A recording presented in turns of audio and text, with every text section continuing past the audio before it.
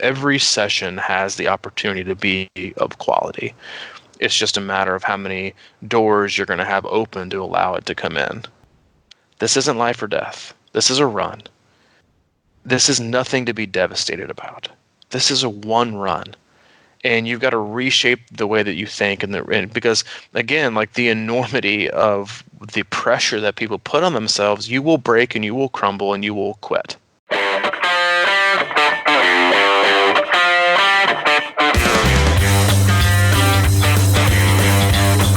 morning, Mike.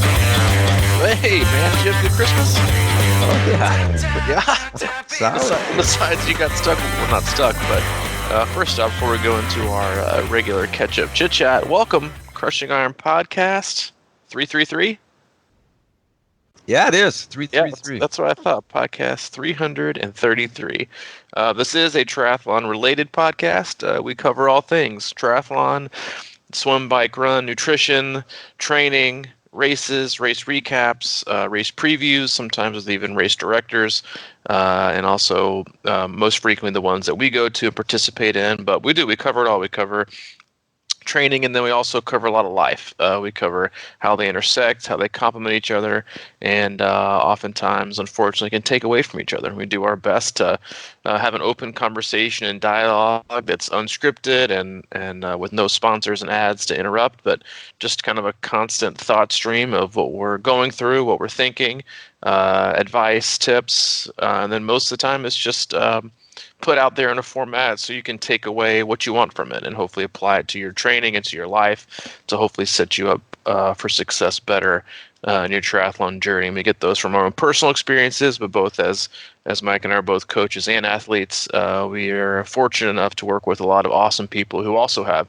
incredible stories and also frequently have obstacles to overcome, and we take a lot of we learn a lot from the athletes that we work with, and so it's nice to be able to share the lessons that they've had that they've been able to achieve through all the things they've been going through. And then also sometimes we even dip into our group, which is on Facebook. It's called Crushing Iron Group. You can hop on in there if you want to. It is a wonderful place to connect with a really good, genuine, helpful community of triathletes that are always willing to help, a lending hand. You've got beginners to elites in there, and they are always willing to help. So if you want to, post up. And if you have any questions, don't be afraid to ask. You'll get a lot of good answers, so you can hop in there. And again, we appreciate you tuning in, giving us your time. We know you have a lot of opportunities and choices in the quote-unquote triathlon podcast arena. And so, hey, thanks for your time. We hope you can sit back, relax, and enjoy today's podcast. Yep. In a nutshell, this podcast makes you really fast. Yeah, that's it. And we'll close it down. And speaking of really fast, I've known you for probably, 7 years. And actually, I think we're going on isn't this like our anniversary month? Our friendship that we met at whatever Calypso that place. Cafe? Calypso Cafe. Yeah, I mean, I know I stood you up the first time, but, had extenuating circumstances. Oh, yeah, you did. But I've known you for a long time. And yesterday was like the very first time, I think, ever you have texted me about an NBA basketball game. Usually you've done something about basically your hatred towards all professional sports. And I sent you a text, obviously wishing you Merry Christmas. And then when you texted back talking about the NBA, I was like, yeah, that kind of sums up how I imagine your day is probably going if you're enthralled in the NBA basketball game that was the Milwaukee Bucks and the Philadelphia 76ers. Yeah, well, not a lot going on around here. I am in Wisconsin, so the Bucks are a big deal right now, 24-7 until yesterday. But the reason I said that is because this Tobias Harris guy was just going off on us. I'm like, what name sounds familiar? And then I realized he played for Tennessee. Vol, maybe. Yeah, we're Tennessee Vol. So, it's actually we play you tomorrow or Saturday. Play you? I know. It's actually a really exciting sports day. You got a lot of great bowl games. You got the college football playoff that starts. There should be some really good games. And then, our two favorite teams going head to head. And what is the first of any sports matchup that we've both been heavily invested in as we've been for Wisconsin and UT that's actually mattered because I think it's gonna be a good game. We're both on the fringe, I think, of top 25. I don't know if you guys are in top 25, but Come on, dude. Are you top 25 team right now? 5-5. Oh wow, you guys are so it'll be 6 an and 5. upset if you guys beat us. Yeah, it would be. Although you lost your point guard for the year. Yeah, for the Kinda year. hurts. That's a big one. But anyway, yeah, that'll be fun, and we can talk a little smack back and forth. But that probably won't even happen. Let me ask you this: did you get anything? And first off, hope everyone that's listening had a very Merry Christmas. Did you get anything exciting for Christmas? Did Santa bring you anything fun and exciting, like a Rudy Project Aero helmet in your stocking, or some tri-tats? I got a Zwift subscription. No, you didn't. No, I didn't. I was gonna say, if you got, first off, I don't know who in your life. Wait, what did I call it before? Swift. You called it Swift. Yeah, in print, I actually wrote that out. I don't think you called it Swift. You just spelled it Swift. But yeah, I'm not going to fault you for that. But no, seriously, did you get anything fun and exciting that you're like, yeah? I don't know. I really wouldn't say so. I'm getting old, man. Christmas presents, that's for the kids. That's for the kids, I know. Fortunately, there wasn't a lot of kids around yesterday, unfortunately. So I was like, yeah, not a lot of presents flying. Sure, you had a bunch coming. I didn't have a lot coming, but I mean, obviously, I've got a 3-year-old, so like this is the first year he was pretty excited about Christmas. But yeah, I asked for a book. I got the Ryan Holiday book, Stillness is the Key, that I've been wanting to tear into. I'm excited to start that. I got a journal. It's a good one. Yeah, I got a lot of things on paper. I got a new daily planner, which I was in desperate need of. I went through my old one. It was like stuck living my life and my thoughts off of like 2 fully used legal pads. And then I got that book. So yeah, I got a journal. Yeah. So yeah, that was exciting. I got that book. I read that. I got some run gear. But that's about it. Yeah, Hayden got a lot of great stuff. It was interesting. He was opening up his gifts, and he did this thing where he was unwrapping the gifts and would not allow us to look at the gifts as if we knew what they were. But he was like, "Don't see it." And I was like, "All right." So he was like turned around, and so he basically unwrapped every gift and basically said, "Don't see it," and then then went to the next one until he got through every single gift that he had from both Allie and I and from Santa, and then went back through and like went through his stack of presents and like got excited. So it was kind of interesting. It's always funny. It's like so many things about life. Like you as parents, like you have these expectations that your kid is gonna like totally love this gift, and you get so excited to give it to them, and you expect like them to run around the house and scream and have some like YouTube worthy reaction that's gonna get like 1 million views and shared all over, and you give it to them and they're like, "I love this wrapping paper. This is great." And they could care less about the gift. But the winner gift in our household for Hayden was this small like kid's couch that you can take apart and put into like, I don't know, like 9 different shapes, like a fort, a spaceship, a slide, all these kind of things. And he was all about it. He loved it. He like got his toys and played in his fort yesterday and watched a movie. So that was actually pretty cool. It was his first Christmas to like really be able to interact and do things with some of the gifts we got him.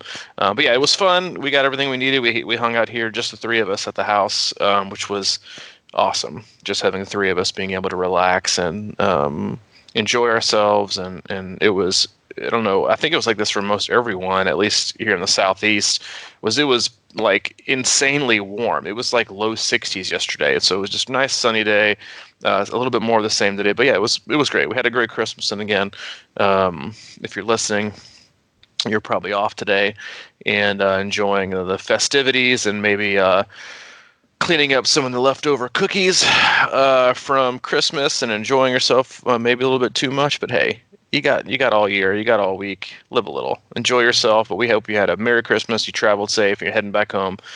Be careful and get ready for a new year. Get ready to have some fun. And I got 2 different topics we could go in today. But with the holidays, you usually have some sort of holiday infused topic that you like to get into. So I know you do. I was like, I do. I know. Yeah. I mean, see, a lot of times you take like, and this is what we do, like holidays and what's going on. But I do. I have one. Um, I was gonna do. I think I'll decide for us, unless you have an objection. I was gonna do the How to Not Suck at Running 2.0 today. Oh, Um, no. yeah, I know. Objection. Objection. We had a very, if it's like your first time listening or you haven't listened yet, I think we decided basically one of the most popular podcasts we've ever done. It was How to Not Suck at Running. That was posted in October, I believe, where I specifically laid out I don't want to call it a formula, but just a kind of a best practices in terms of how to increase your running and how many days a week to run and how to dictate the percentages and the time and the duration and the effort that you're doing these runs at. And we've had just so many positive emails. We had I can't remember her name, unfortunately, but we had a young lady who posted like her like 5K, half marathon, and 10K results from the past ever since she started doing this. This had not like a running plan and had PR'd everything by like a long mile. And so it's gotten a lot of great feedback. So today I was going to kind of do, and I touched on this in that podcast, I was kind of going to go through phase 2 of what that goes to. Once you've done 12 weeks of this plan, then how do you go through the next step and kind of go into what I would consider phase 2, which is a little harder to implement because it takes even more objectivity and it takes more patience in terms of also listening to your bodies, because you begin to raise a little bit of the effort and you have the opportunity to go back from 6 runs to maybe 5 runs a week, or some athletes can even bump it up to 7. And when I say 7 runs a week, I don't mean running 7 days a week. I mean like I have some athletes now that run sometimes 7 or 8 times a week, but they do that with like a 50-minute run in the morning. That's hard, and I make them run on the treadmill. And then in the evening, they might do like a 20 to 25-minute like supplemental run. They might do that twice a week, and they're getting in 8 runs, but they're still taking at least, hopefully, 1 total day off of running. But I was going to do that today, but I feel like it's a little heavy for post-Christmas. Most of us are carrying around some extra Christmas cookies and some, ham or dressing or whatever you people or cranberry sauce eat on Thanksgiving, or Christmas rather. So I'm going to veto that, and I feel like you support that. But Yeah, I mean, I feel like you could do How to Not Suck at Running today would be just go out and walk. yeah, listen, Belly off, man. That is basically what I put in everyone's training peaks today, was like 30 to 45 minutes, and it was titled "Just Do Something." Today, like walk, hike, walk your dog, just get out and move today. Because honestly, like not only, and again, like I know a lot of our listeners don't listen to this in real time, or they're catching up, so it won't be, the week of Christmas or the day after Christmas, which is the when we're recording this on December 26th. So it might not, technically apply, but for future, it's like, yeah, just get out and move. Because a lot of people, not only are you eating kind of just not your usual, even if you like go into the holidays, I'm gonna stick pretty close to my diet. You see like the first like pound cake or caramel cake and donuts and cinnamon rolls, you're like, yeah, I'm gonna live a little today. And living a little today turns into I'm going to totally immerse myself in this food bandwagon, and I can just the comeback will be that much sweeter when I start back January 1st. So that's how a lot of people find themselves. But just get out and move today, because not only the diet and the food things, but also the travel and the family. Listen, I love my family, but family can be a lot. And travel can be a lot. And it's just like you're out of your routine. A lot of people are not sleeping in like the bed that they're used to. And it's a high stress environment. You're not used to your normal routine. You're not eating the things you would. You're probably not resting as much. You're staying up a little bit later. If you drink, you're probably partaking in a few more, fun drinks and staying up a little later. So your world is not set up for success right now. And I think that's always why I try to be a little bit, or I try to be very flexible in terms of giving my athletes choice days and limiting the amount of training they do right now. Even because if you want to dig yourself a hole right now and just feel like you're going to get behind, a lot of people are going to get more behind by focusing on trying not to miss sessions than just listening to their body and understanding that, stress is stress, family stress, life stress, travel stress, food, diet. Those are all choices that affect our ability to recover and feel good about ourselves. So, hey, the name of the game is to get yourself through the holidays healthy, not sick, feeling good, and ready to tackle once you get past it. But yeah, so I vetoed that, and I actually read a really awesome article. Well, it was about parenting, but I think the premise of it is very applicable to training, and it was called basically it was about the myth of quality time and how as parents it was a Ryan Holiday article, and it was basically going through like this article that he wrote about. It's about a 5-minute read. Maybe I'll link to it in the podcast, but it was basically about this myth of quote unquote quality time and how as parents, or I think even as into single people or people in relationships without kids, like you always kind of say, oh yeah, we're going to have some quality time today, and you specifically like aim to carve out this really special event or this special occasion, or if you have kids, like we're going to take this family vacation, have a lot of quality time. And it went through all the myths behind it and how we try to make it so some like grandiose experience that's Instagram worthy or, that's picture perfect. But the reality is like every moment has the opportunity to be a piece of quality time. He talked a lot about like the time that you're in the car with your kids. And how you, as parents get older and their kids get older, you talk, complain about shuffling their kids around and how, and I know Allie and I have experienced this as a couple. It's like, he talked about how people change when they get in the car and like everything kind of goes out the window and you kind of become like on the same playing field. Not for Allie and I, but it's like when we take trips going back to Nashville or anywhere, it's kind of like a time to like put your phones down and like have like an uninterrupted conversation because your kid's strapped in the car seat, has nowhere to go, and usually is asleep, and there's no other distractions.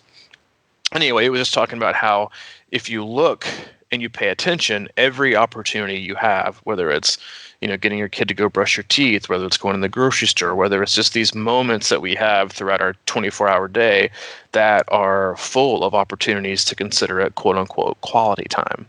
And if you're just open to it and present enough, then you'll find so much more quality in your everyday life than basically ignoring it and trying to pencil in specific times for quality. And I couldn't help but after reading that think of that I think that's such a great like approach, an enlightening thing as a parent, but as a coach and as an athlete, you always have these, you always have terms. I've got to do a lot. There's a lot of quality today in my session. Or athletes see the long runs and the long rides, or the interval training on the trainer on their bikes, or hopping on trainer road, or doing structured workouts, or mile repeats. Those are quality workouts. And how oftentimes which might be once or twice a week. Maybe. Well, hope so. Hopefully there may be once or twice a week. And then how we oftentimes totally neglect the approach we have to what might seem insignificant just because they aren't hard. Those are the quality sessions. Basically why there's so much, or there's too much weight and too much pressure into like putting these workouts on a pedestal that they mean all and they're the end all be all of all training. And then you basically ignore the other 5 to 8 to sometimes 10 to 12 sessions you have a week is just not quality. And the fact that every session that you do is quality. And if you approach it in a manner that you pay attention and you execute it as best as you possibly can, that executing a 30-minute run at the effort you're supposed to do and the duration you're supposed to do it at is just as important, is the same amount of quality as a hour-long, for our guys, like a Moneghetti run with, 15, 10, 15, 30, 60, 90-second intervals mixed in. They're the same. And that we shouldn't put so much weight behind the ones that might seem harder, because those are like I said, once or twice a week. So if you ignore the ones that are happen the 8 to 10 other sessions a week as not quality, you have that mental approach to it, then you're not going to be as engaged. You're not going to execute as much. You're probably not going to do the things you need to do beforehand. You might not fuel as well. You might not take, like, how many times have I don't know if you've done this, but I know I've done this. Is like I've gone out for like what I consider is like just like a 45-minute run. I'm like, I don't really need much, and I go out with like no like straight empty stomach, waking up, no drink with me, and I come back and I'm like, that was a mistake. Like I treated it as like it was nothing. Like it wasn't a big workout, but if it had been like a 60-minute run with intervals, I would have fueled better beforehand. I would have taken, something with me, and I would have felt better afterwards. So I think it's just an approach that everything matters. Everything has its place. And if you look at the weeks and months you put together for training, you might have, for, a person who only looks at quality, you might have like, 10 sessions over 2 months that you might consider quality that are really hard. And then you have 60 other ones. And if you're looking at it that way, then I mean I would venture to say that a person who pays more attention to those 60 and executes those perfectly instead of focusing just on the 10 will be in better shape and be better off than the ones who just put all their weight behind these, these hit sessions or these repeats or these thresholds. And there's the ones that are fancy and they're the ones that mean a lot, but they all mean something. And I think it's how you approach them. It's your mentality. And then I think most importantly, and what I got out of the article was it's also about what you get out of it. And how you, like, if you go out for a run with no music and no phone, and you're able to clear your head and you're able to feel better when you come back, that's quality. Like, that is not only is that a quality session, but that's quality time that you give back to yourself versus focusing instead of one that just doesn't matter. Does that make any of that make sense? Oh, it makes total sense, man. The first thought I had was just like, you want to have quality conversations with your body, and doing that with respect is a big deal because, like I think I mentioned the last podcast, I went out with a buddy and we just ran a little 6 mile. I've been running that kind of distance, no problem. We went out and ran together, and it happened to be on like sort of a muddy thing, and I took it for granted. We're just going to go, Now, I wasn't even really thinking about the run, and then we just, no warm-up, no nothing, and I ended up kind of being injured after that thing, So, yeah, I think that... it's when you started that whole thing about Holiday's article, I was thinking about quality time as far as like, you were talking about it with your kids, but I'm a kid and I'm thinking about it with my parents this weekend. So it was kind of the reverse. They're getting older and things are going on. So I committed to sort of being really in the moment and present and stuff like that. And I sort of flip the script usually on how I handle that. And I actually made a post sort of inferring to it in the group, but it was sort of all about, I was thinking about how typically, the kids come home and it's all about the kids and they talk about what they're doing and everything like that. So I reversed the tables and I kind of was diving into what they are all about and where they came from, and they started telling me stories, about their childhood and younger day, and it really was interesting to, I'm not like, I never really have been into like that 23andMe stuff about like, your lineage and heritage and stuff like that, but it started making me think is like, we really are products of our, lineage and all that sort of stuff. So I know I'm going off on a tangent here, but it was it just really struck a chord with me when you said that as to how that can help you understand yourself and why you act and do things the way you do. So with regard to working out and everything, yeah, I think it's about going out and sort of listening to your body before you go and deciding what kind of spot you're in and learning something about yourself before you get into that. And I think there's quality in that process. With I think shorter runs or whatever it may be. No, I think it's everything. I mean, I think at the heart of it, it goes to allowing yourself and being open to knowing that there's always an opportunity for everything you do to be quality. Exactly, that's a good way. And the same thing goes for runs, because like I think we would all agree with this as athletes that if we looked at like a 2-week schedule, we would look at, those the 2 workouts, man, they're going to be the best. Like those are going to be the best. Mm-hmm. And then 2 weeks pass and you look back and and then what ends up happening is the 2 that you thought were going to be the best were your least favorite or the worst. And 2 that you totally blew off, like weren't going to be a lot, like those are the ones you got the most out of, or were the most memorable. Or if you go, like if you're right now, if you're going back through your training and you're going back through your experiences of the year and what meant a lot to you, and the group rides, the group runs, the swim workouts that you did, or the long runs and rides you did solo, like the ones that meant the most, that you remember the most, are more than likely the ones that you never saw coming. that weren't like, didn't have a big star on asterisk or highlighted in Training Peaks or on your refrigerator with your, weekly map out. Like, they were things that for what you were going through in life, these workouts meant more. And I've been taken back recently by just the enormity and the amount of life stress and obstacles and, I don't say, tragedies or trauma that I can read going through athletes' Training Peaks and their comments and the things they go through, whether it's a loss of a parent, whether it's a cancer diagnosis, or it's a loss of a job, or a loss of their kids are getting sick, or like so many, like just how just how tough life is, just how incredibly tough life is. And I think like the part that's kind of really gotten to me is in a moving way, not like in a down way, but is just the opportunities that we have with every session that we're able to do is an opportunity and a chance to fill ourselves back up with better emotional energy, better mental focus, or being in a different mental place.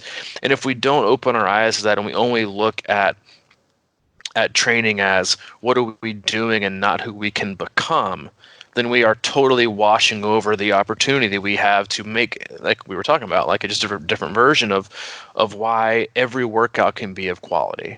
And one might be physical, one might be emotional, one might be mental. Some of them, I've had a lot of athletes say this, well, sometimes it could be spiritual, in terms of just like having these moments and we're out there, but you can only have them if you're aware. You can only have them if you're present. You can only have them if your mind is in a place to where you're open to kind of let your thoughts roam free, to let your feelings out, and to basically just disregard your obsession with what is your watch telling you, what is your pace telling you, what is your heart rate telling you. Because if you're distracted the whole entire time by your beats per minute or by your pace per mile or whatever it is that you're doing, your watts for the minute, like you can't be aware, you can't be present, you can't allow those things to kind of cascade through you and work through. They just will dam up, and at some point that dam will break. And I don't want to get like too like heavy on the emotional side of it, but life is hard, and there are so many opportunities that we have, I think, as athletes to look at these sessions that we have and not take them for granted as, where they fall in our training cycle, or that I'm losing so much, but that how we should look at them as opportunities to push ourselves towards growth or to work through difficulties in our lives. And that a lot of times that these sessions and this training and these races are kind of one of the very few things sometimes that we feel like we have control over. That no one else can touch, that no one else can interfere with, that life can't throw a curveball at me while I'm out on my run or while I'm on my trainer or when I'm out with friends on a ride. Like that's like, it's interesting because I feel like training has become so many athletes, it's like their safe place. Like life cannot touch me here. I can, or at least I can get out of my head where life is affecting me so much, whether it's, you have something personal going on at home or you have a health issue, like you crave it, you want it and you crave it. And so when you dismiss these opportunities of what you have to do, what you can do each and every week as just, what am I going to get out of it from a digital standpoint? How is it going to be able to use it for performance? Like, don't get me wrong. Are there a time and a place for that? 100% absolutely. And I hope that so many of you listening to this podcast, like that's all you feel like you need to focus on, because everything in your life is going great. Everything in your life is where it needs to be. But even that, like, even if you're in that space, you can't always look to these sessions as from a metric standpoint of what's the quality I can extract from it. And that's all I can do is put on a piece of paper, because the best runs you do, the best rides you do, the best swims you do, and I see this so much when I read through comments on Training Peaks, is like, like it just like I took Monday, Tuesday, and Wednesday off this week, and so I was looking back through, and like one of the like more common threads I saw was like Monday, it was like, thank God I had a swim today. Because like with Christmas and Christmas Eve and with work and so many things, it's like I just needed time to like. It's funny because people always say like I just needed to get out of my own head, but I think sometimes like what we meant to say is I just needed to get in my own head and work things out and not let everyone else kind of shove what they're thinking or feeling in my ears. And it was like, thank God I had some today. I just needed some time to like think.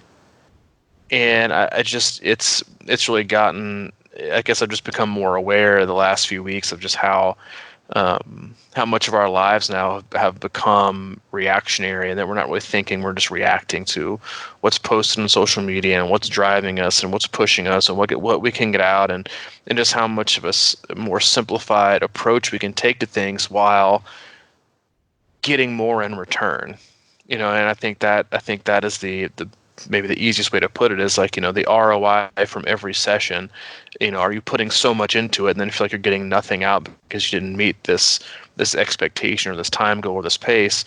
Or are you just looking at every session as an opportunity to do your best and make it something of quality, and then what you can get in return is so much greater.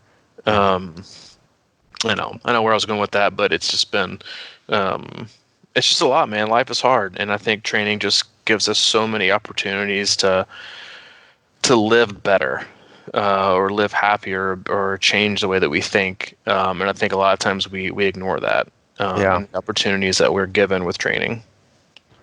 For sure, man. It is a tough road sometimes. I was actually listening to an interview with somebody who drastically changed their life after doing Ironman. It wasn't right afterwards, it was maybe 6 months or whatever down the road, and they were talking about how in the process they had never spent so much time by themselves, and how it gave them really an opportunity to, it forced them sort of to like be introspective and think about who they are and whatever. And they were asked if Ironman training, if they decided to change their life during Ironman training, and they said, no, I didn't even think about what was going to happen later. It just sort of happened. And it was this kind of evolution of like what comes out of all this if you can be in the present with the training. And it isn't about having an outcome in mind. It's about just being there with that workout or whatever. And I just thought that was such an interesting perspective, because a lot of times it's sort of like people think, you go out and start grinding it out, and that's just like, screw this, I'm going to change everything. But it was more of like he let the process take care of itself, And one of the things I like to do when I come home for Christmas is my mom is a big puzzle putter together. Like she has this huge table, and I come in and there's always a puzzle in progress. Well, once this one was done when I got home, and then like the next morning I woke up and came down, and there's a whole new, like thousands of pieces laid out on the table. And I just enjoy watching the process of that. And it reminds me of training in a way. It's like, because in the beginning, it's sort of like, to your point, it's like it doesn't seem like these are quality puzzle sessions or whatever, because she's just kind of trying to figure stuff out and nothing's really happening. And then slowly but surely, she sort of builds the border around it, and then things start coming together. And it just reminds me of like the beginning of the year or something, where you're kind of just like fiddling around trying to make things happen, get in the groove or whatever. And then slowly over the couple days I'll watch, and she just keeps going back in there, and the next thing you know, things are coming together. It's sort of taking shape, and then the pieces start flying in, and then I always think of it as sort of like that last piece is the finish line of the race or something. And it's just interesting to see how it kind of builds its own momentum. And in the beginning, though, she's not obviously thinking about the prize. She's just focusing on the little things. And in this case, that could easily be, today's walk or tomorrow's 30-minute run or whatever it is. And there's something about that. I just see she has so many of those things where she just dives in, and doesn't really think about anything except what she's doing. And that's kind of her MO. And that was one of the things we were discussing a lot, is like on her side of the family, it's just, they're kind of like David Goggins or something, where they're just going, they're like, screw it, it's right there, let's just do it. And my other side of the family is kind of more of an introspective, kind of curl back in. So it's a interesting dichotomy in a way. It's sort of like, I'm just diving in the lake and I'm starting to swim, or am I going to contemplate it and hang back? But like, she's always good at just keeping busy and doing stuff, and that's sometimes what it's all about.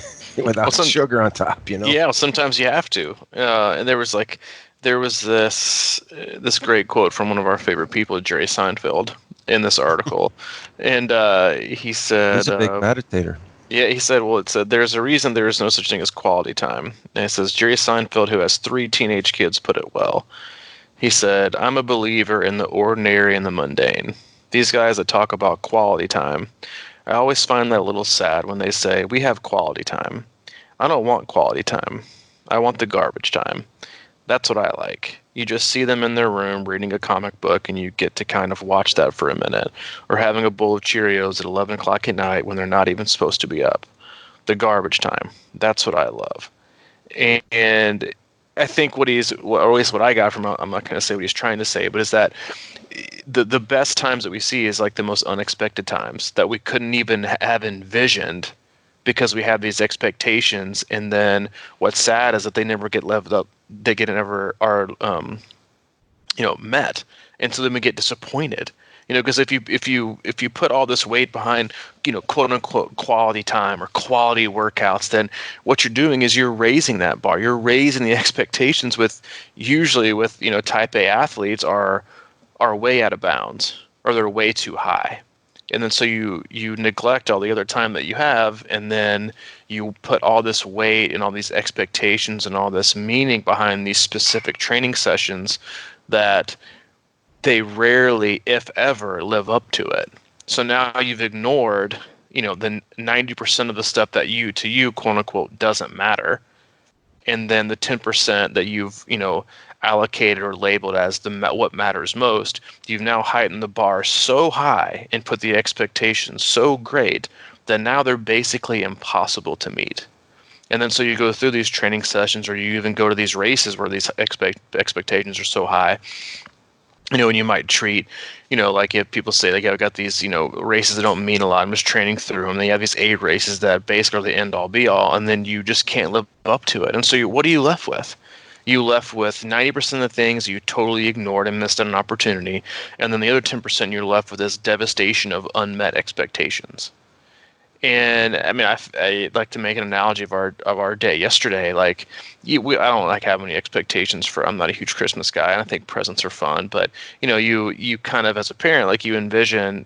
I think everyone does this. Like, what's your kid going to be like? What are they going to say? And you imagine in your mind what Christmas morning is going to be like, and what's he going to be excited about. But the fact is that I would guess that most people listening to this, if you have kids or you have brothers and sisters, you have this like Christmas opening gift, is the moment that really hit home with you was the moment that you never could have predicted. That wasn't even in your vision. Like, for me, it was walking upstairs. It was like mid-morning. It was like 10 or 11 o'clock.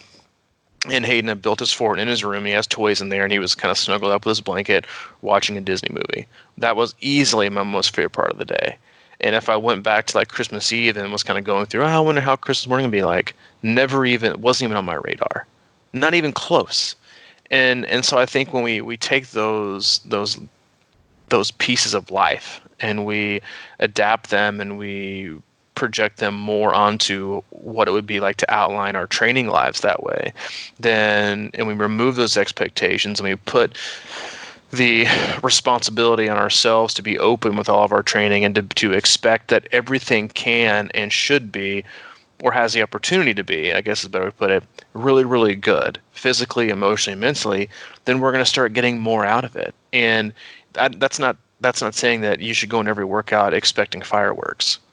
It should be the fact that you should go into every workout almost with no expectation, but just allowing there and knowing that, hey, today has the opportunity to be awesome. I'm not sure if it will be or not, and I don't even know. But if I can just do it, do the best I can, and put forth the best effort and execute the best of my ability, then who knows what'll happen. And I think I get it because I've been there a long time ago. It's like type A athletes have this fear and almost an anxiety over the unknown or the things that they cannot predict. And a lot of it is control. And the things they can't control, they have to know, they have to prepare, they have to understand. And not knowing is a fear and almost an anxiety that they have going into these training sessions. And they expect to have these, just extreme results or or I think everything has to be accurate. And I think, again, like I think there's a lot of good that you can get from that if applied the right way, but a lot of it's also dangerous because it gives you so little margin for error that most oftentimes you might miss. And it's not because you're not good enough to make it or to hit it. It's just because life allows more misses than it does makes. And if you beat yourself up and you put yourself in this hole or in this role of I have to make everything and everything has to be perfect and I have to get all green, and if I don't, then it's an indictment of my athletic ability and my commitment. It's like that's just it's gonna erode you as an athlete and as a person, and I think it catches up to you. And I think there's this freeing thing of having no clue what's going to happen. And I mean, I had that feeling when I did that trail race 2 weeks ago, a week and a half ago, I guess just a week ago, like 5 days ago. Gosh, I'm in a time warp. It's like yesterday. It's like 2 weeks ago. No, it was last. It was like 5 days ago. Is I had absolutely no idea how it was going to go. I had no clue, what was going to happen, how my body was going to respond. I just knew that if I was smart and I paced properly and I executed, then I would hopefully have a good day. And a good day to me had nothing to do with placing or had no time standpoint, or like no time I was shooting for because I had no idea how, because, and I think trail running's like that because the trail can be so technical and it could be slippery and you get caught behind people and you might have to stop. And but I just had so much fun. It wasn't that I didn't know anything. Because it's that I took less things with me that I felt like I needed to know. And all I needed to know that I took with me was be smart, know within myself I can be smart, know that I can execute, and know that I can give the effort. That's all I needed to know. I needed to know what time. I didn't need to know what place I was. I didn't need to know what the times were last year. I just needed to know those very few things because those are the things that I can control. Everything else I can't control. And I was able to leave that race having done all three of those. And I loved it. And I felt like I performed well for me having done those. But I had no other expectation. So there was this freeing feeling of not knowing. And that was totally okay. And like a lot of people ask me, like, did you meet your time goal? Did you meet your this? And I was like, I honestly didn't have one. Like I told Allie, I said, I can imagine I'll finish between this number and this number. But I had no idea. And so that was fun, and so again, like I think when you look at training, you look at racing that way in terms of just an opportunity to learn a lot, because I learned a ton, which was exciting. I think a lot of times we forget that they're within these opportunities to grow and figure things out ourselves. We always have these opportunities to learn if we're paying attention, and I think that is, something that I think neglect a lot is that we can learn from everything that we do, but only if we're paying attention. Yeah. And it's hard. As you were starting that whole thing about the race and everything, it was exactly what I was thinking, was that one of the things I do, and I don't always do it, but when I'm in a good place, I do it. I go into each workout thinking about what am I going to learn today? I mean, it could be. See, I think we have a tendency to go into autopilot during a lot of our workouts. We've seen them before, we know it, blah blah blah. We just go through it and don't really immerse ourselves in the process and say, whether that's my breathing pattern. How do I control my breathing pattern a little bit better? Or can I, little things. I'm not saying change your stride, but you know what I mean? Like little things like I need to pick up my legs a little bit more, focus on picking up my legs or whatever the case may be. But there's always opportunity to learn, even in the simplest sessions.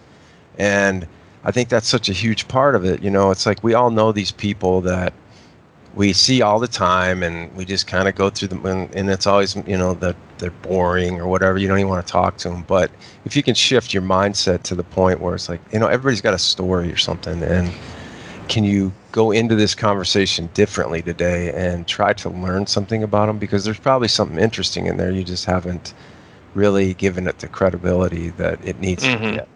Yep. And I think that applies to workouts too. And I mean, obviously that's a life thing because it's been top of mind lately for me is really kind of opening up to receiving information versus giving it all the time, or at least, trying to,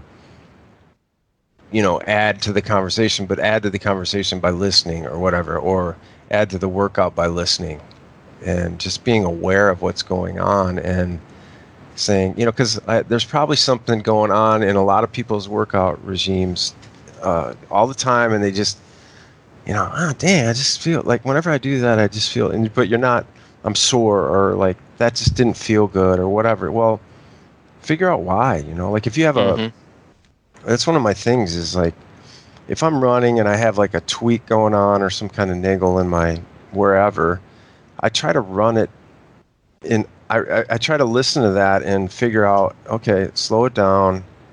How do I balance this out and run in a way that doesn't hurt? And then I think that just teaches you something, if you're really, unless, like if you're just going through the motions and out there, hammering out a 35-minute run and not thinking about it.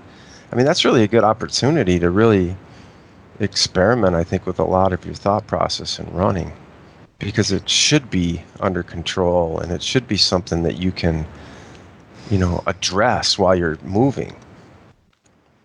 It's like it's so hard to, and this is again like going back to one of the things that I've found that has helped me reconnect so much recently with my body is that, like, even not running on the roads as much as I have been and not taking my phone with me and not taking any music, is that I can hear myself breathe, and I can hear my feet hit the ground. And those are like two just incredibly important cues. And I think they're also like insanely obvious when you, like if you're at the gym and you walk by 5 different people on the treadmill. Like every person sounds different. You've got people who are so light on their feet, you can barely hear them. And then you have somebody else who sounds like they're running in like cement blocks.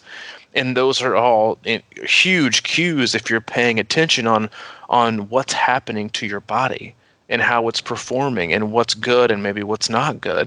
And then, but if you take away your ability or you have too much stimulus interference with, maybe your music's too loud or maybe you're in a noisy place and you can't hear, like not being able to hear where your body contacts the ground, and then not being able to hear the oxygen that's driving this train and how much you're putting in and out.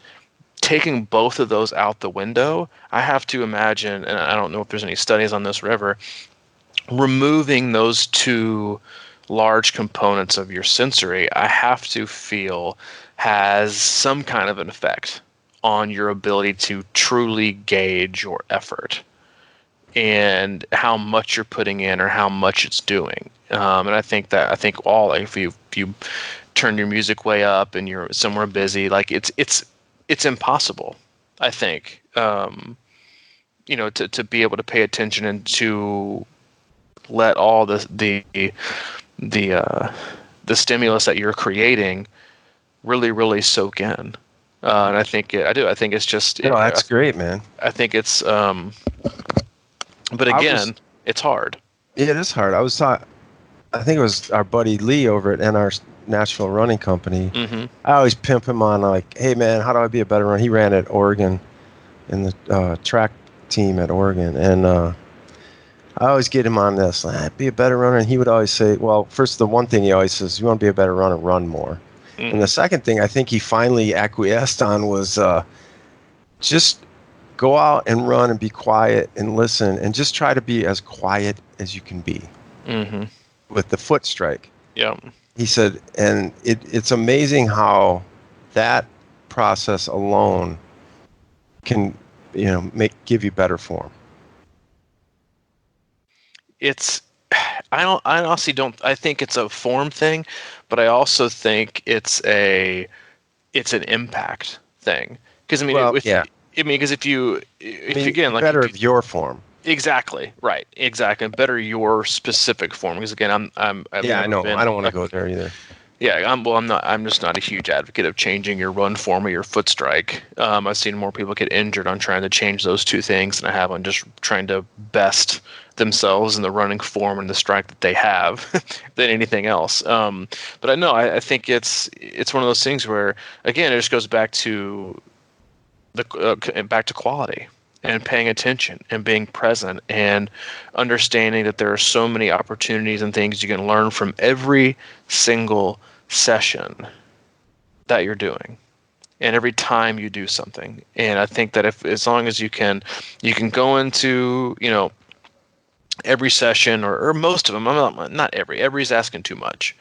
Because life is hard and you have to do things sometimes that are going to prevent some of those things. But just, I guess, in closing, like, just be open to every workout meaning something much greater than you think it's going to. Not from an expectation or performance standpoint, but from something you can learn about your training, about yourself, that are opportunities to work through the chaos that might be in your life, the obstacles that you have, or the inner turmoil that you might be dealing with. Every session has the opportunity to be of quality. It's just a matter of how many doors you're going to have open to allow it to come in.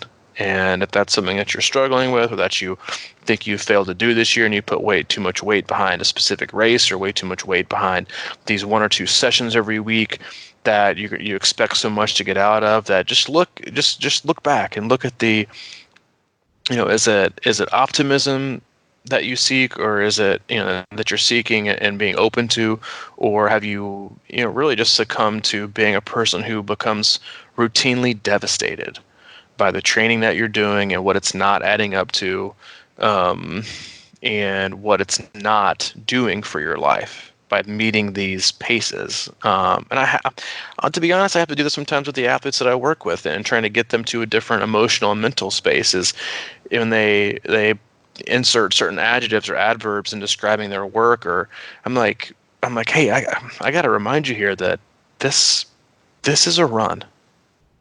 This isn't life or death. This is a run. This is nothing to be devastated about. This is a one run. And you've got to reshape the way that you think, and because, again, like, the enormity of the pressure that people put on themselves, you will break and you will crumble and you will quit. You will quit at some point. If that's the way that you approach things, and that's the amount of pressure and expectation you have at every single session, at one point you will quit. And then you look back along the way and you will figure out that you had no fun, and that you weren't able to gain near as much as your counterparts, or you scoffed at, or you looked down upon, or that they take things too easy, or their approach isn't, drill sergeant enough. They're going to be doing? They're still going to be doing the sport because they love it, and they realize that it is better for them, and they get more from it than the sport does from them. And so I think if you have found yourself in that kind of place this last year, these last few years, even just these last month or two, reevaluate it, gauge yourself, flip your mindset, go out and do something, go out and run or ride or swim with no watch, and just work through it. And get back to the basics of what these things are supposed to do, and that's supposed to give us all positive things. And they're supposed to be appropriately challenging. They're not supposed to be, amid failure and devastation to our already, oftentimes fragile psyche and ego. It's supposed to build us up, make us stronger people, stronger athletes. So do that. And we hope, to some extent, our podcast today can help you do that. So, hey, we appreciate you listening. If you haven't, and it's your first time, or you've been listening or just catching up, check out our new website.